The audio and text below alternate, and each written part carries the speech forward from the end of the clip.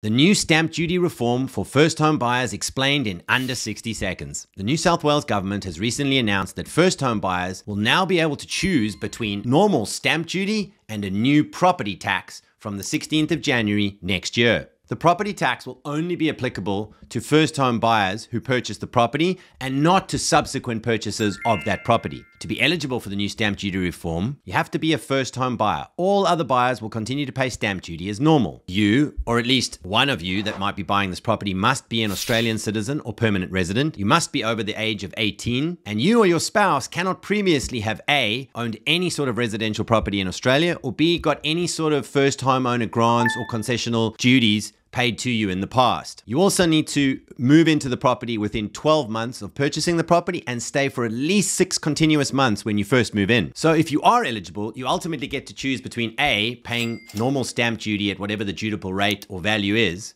or B, paying an annual property tax based on the unimproved value of the land you're living on. The annual property tax payments will be based on the value of the land during that taxable year. And the rates for the 2022-2023 taxable year are $400 plus 0.3% of the unimproved value of the land that you are living on. Now, if you end up buying the property from somebody that was paying the property tax as opposed to stamp duty, and you're an eligible first home buyer, you too may actually elect to then continue paying land tax on that property. But also remember that this legislation only comes into effect on the 16th of January next year. But anybody that buys that's eligible, so any first home buyer that is eligible and purchases a property between now and the 15th of January next year will be able to retroactively apply for the new reform in the way of getting a refund from the New South Wales government. Like or share for more tips.